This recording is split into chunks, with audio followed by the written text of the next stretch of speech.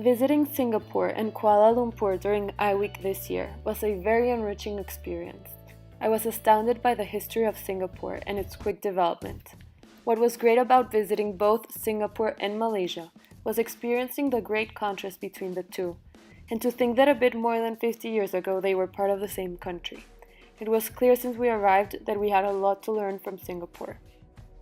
On Monday, the first visit we made in Singapore was to the Mexican embassy.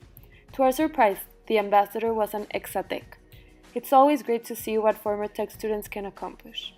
There we found out that Singapore can fit 2 times in Mexico City and has a population of more than 5.5 million. Mexico is the second Latin American country with the most trade with Singapore. The international commerce of Singapore is 3 times their annual GDP, which is amazing, especially when seeing that they have no natural resources. What they have is talent. How is it possible that Mexico, having so many resources, is nowhere nearly as advanced as Singapore? We should learn from them and invest more in education, as well as be stricter with our rules.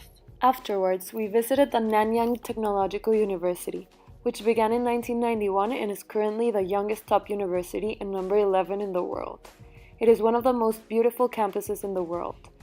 They are the first in 3D printing and also do a lot of work with BMW and Rolls-Royce, who they even have a corporate lab with.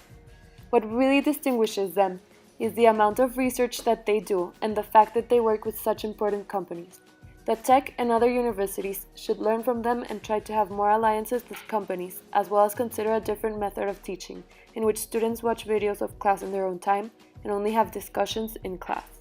On Tuesday, we went to Surbana Jurong, a Singapore government-owned urban, industrial, and infrastructure consulting firm. It has had a big role in the planning and development of Singapore and is constantly involved in the long-term planning, up to 50 years ahead. They emphasize that Singapore has had great investment in education, health systems, and public housing. They recycle land by moving things and repositioning, and they have also increased the land, since it was 50 square kilometers originally and is now up to 70. They want to increase it by 8%, but will eventually stop because of international water limits. They greatly believe in transparency and growing responsibly, 2 key characteristics that distinguish them. We should learn from them and invest responsibly and clearly understand issues and establish key actions when planning. In New Water, we learned how used water is recycled and purified so that it can be used again. Seeing as when it became independent, Singapore had no drinkable water. They have now found 4 sources to get it, but are very careful and take good care of it. These are imports, rainfall, new water, and desalination. People use water-saving devices, and New Water allows water to be multiplied by using the water more than once. They aim to be a source of 50% of the country's water by 2060. All companies should have that mentality of finding ways to recycle resources and take care of them the most we can. Then, on Wednesday, we visited DHL, which is a South Asia hub. This means that most of the packages that enter South Asia go through there. It was great to see their sorting machines and 3 kilometers worth of belts. Most of their plant was automated since, seeing as there is very good education in Singapore, there aren't many people who want to do the simple sorting jobs in DHL. Their systems are very modern and fast. They have an automated X-ray that reads the barcode regardless of where it is, and takes the item's dimensions. A crossbelt system that automates sorting, and a package takes an average of 1 minute to go through the whole system. Their differentiator is their speed, since they may be more expensive than competitors, but they have quicker service. We should learn from how they worry about customer service. They even have a department that is checking for any possible contingencies. We then went to the Urban Redevelopment Authority City Gallery, where they had many of the future plans for the city, as well as a huge model of how the center of Singapore looks and what they wish to add in the future.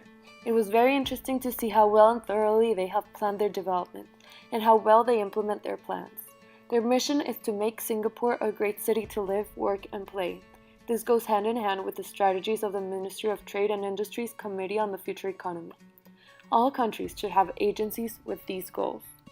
On Thursday, we visited the National University of Singapore, which is number 13 in the world.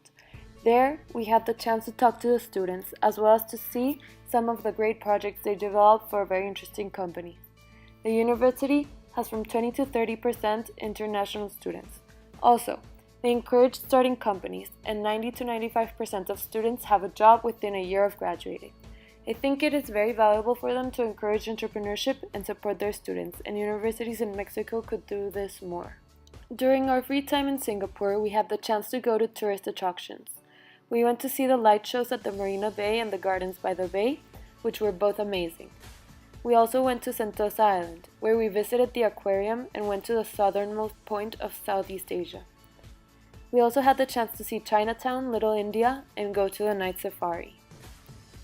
On Thursday, we traveled to Kuala Lumpur, where the following day we visited Matrade, which is a government agency that promotes trade in Malaysia. They have 36 trade offices in the world, one of which is in Mexico. They promote exports by subsidizing some of the expenses, and their biggest trade partners are China, Japan, Singapore, and the US.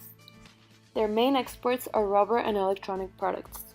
Although Mexico has their own version called Pro Mexico, I think it could probably be strengthened and promote Mexican products more, as well as give them more benefits.